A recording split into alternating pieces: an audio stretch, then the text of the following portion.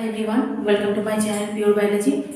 And today's topic is obviously related to the function of endoplasmic reticulum, and this is the today's topic is that protein folding. Okay, so in my previous video I have already explained about another function, that is the glycosylation of the oligosaccharides. So please you just check out that one. And another topic also related to cell biology I have already uploaded in my channel, so you please check out that one.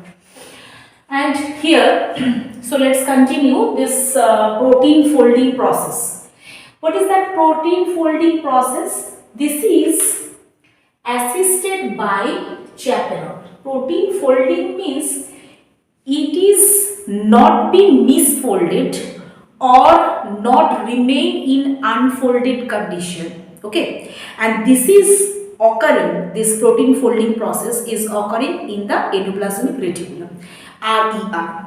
Okay, so here, and this totally done by the chaperone molecule. The important chaperone molecule, this is present in the endoplasmic reticulum, that is the BIP. Okay, BIP. And here what is saying that protein folding is assisted by the chaperone, which prevents the segments of a nascent chain from misfolding. Okay, I said that the misfolding or not may be unfolding situation. An important chaperone, that is HSP70 family, that is the BIP, that present in the endoplasmic reticulum. This belongs to the family of HSP70. Okay, and that remains in the lumen of the ER. This binds newly synthesized proteins as these are translocated into the ER and maintains them in unfolded state. Okay, so its function is that it tries to always the protein molecules to remain in unfolded state. Clear? So this is one kind of chaperone molecule, and it helps the protein molecule to remain in the unfolded state. Where? In the endoplasmic reticulum lumen. Clear? Another two chaperone molecules very important, that is the calnexin and the calreticulin. These are two chaperone molecules that present in the endoplasmic reticulum, and they prevent premature and incorrect folding of the segments of a newly made protein. Okay, this its function is that to remain in unfolded state, and its function, but that is not it, these two have the function that they prevent the premature and incorrect folding of segments of newly made proteins. Okay, this calnexin and calreticulin, these are the calcium binding lectins, and that's why calcium mineral is as present in these two chaperone molecules. That's why these are known as the reticulin and calnexin. Okay, and these lectins means what? Lectins mean carbohydrate binding protein. Okay, carbohydrate binding proteins. Generally, this calnexin and the calnexin and this calreticulin, these bind selectively to the certain linked oligosaccharides. Okay, obviously this is N-linked.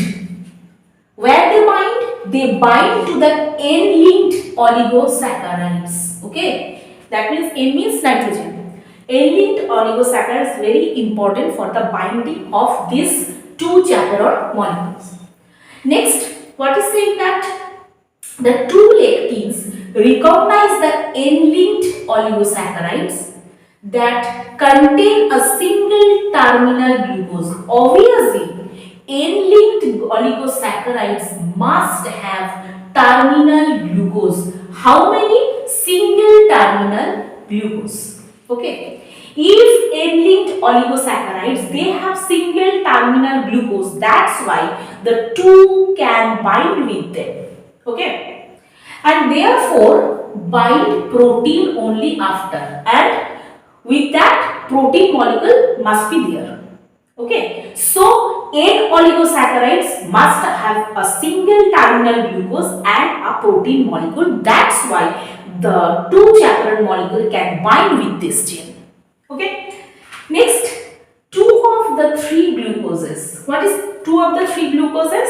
That means just after binding of the protein, where this bind protein only after two of three glucoses. That means within the glucose protein molecules there. That means a single terminal glucose therefore bind protein only after two of three glucoses. Okay.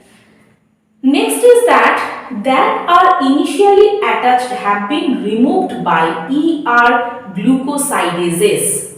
Okay. So what is saying that the two lectins recognize first the N-linked oligosaccharides that contain a single terminal glucose and therefore bind protein only after two of three glucoses. Okay, and that are initially attached have been removed by ER glucosidases. So glucosidases generally that remove the glucose molecules. Okay, glucose molecules that means this enzyme glucosidases that help endoplasmic reticulum glucosidases that help to remove the glucose molecules. When the third glucose molecule is removed, the protein dissociates from the chaperone. Okay, so that means there are suppose three glucose molecules. Okay, so three glucose molecules.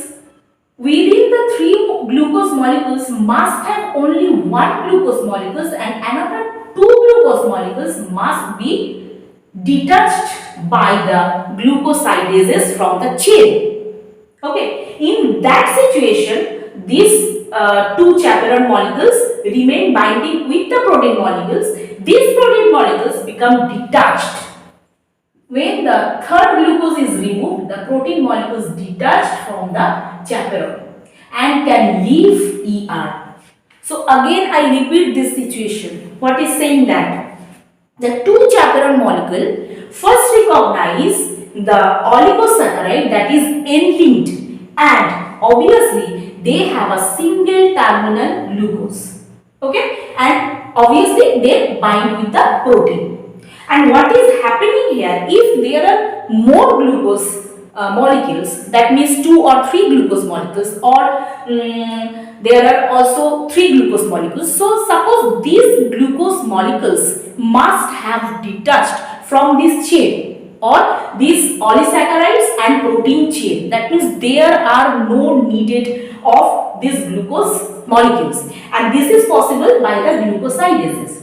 And when these glucose molecules all are detached from this chain, the proteins also detach from the chaperone molecules, that means calnexin and calreticulin. And now they can leave the ear. Okay, and in that situation you can say that the protein becomes in mature condition.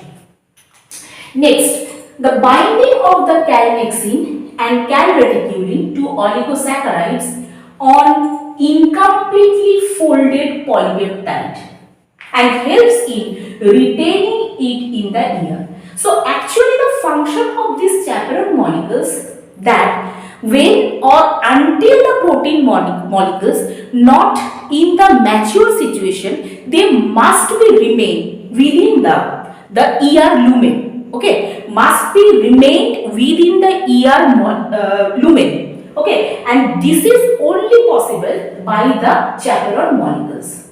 Okay, without these chaperone molecules, proteins not remain until its mature situation.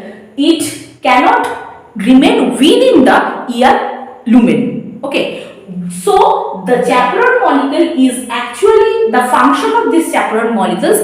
They try to the protein molecules to remain within the lumen. Okay.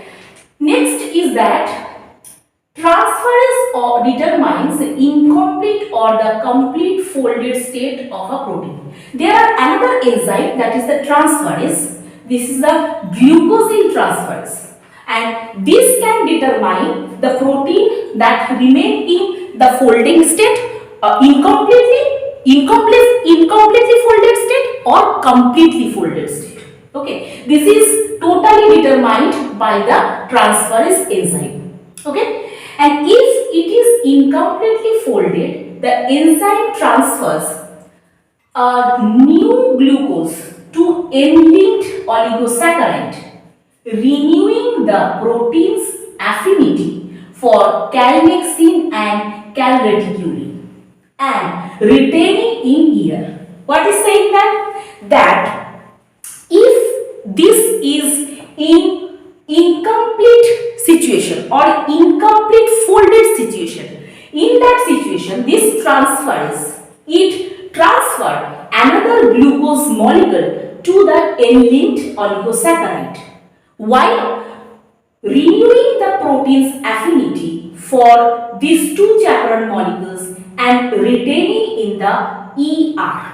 Okay, to hold back the protein molecules to remain within the ER with the help of the chaperone molecules. And it is possible only when the glucose, single glucose molecules that remain attached with the N oligosaccharides. Otherwise, not protein molecules cannot retain within the ER lumen. And this cycle repeats until the protein has folded completely. Okay, so if the protein that in the folded situation, completely folded situation, so they can leave the ER. Okay, and if they remain in unfolded situation or misfolded situation, so until they are totally in the correct form, they obviously remain within the lumen of the ER by the help of the chaperone molecules and the one glucose molecule. Clear? So this is the protein folding. And now I will try to explain about the formation of the disulfide bond. Okay. So I will try to explain another function of the endoplasmic reticulum in my next video, because if I continue this video, this again it becomes longer. Okay, so I just stop here this video with this explanation, and I will try to explain the next function of the endoplasmic reticulum, that is the formation of the disulfide bond, in my next video. So thank you.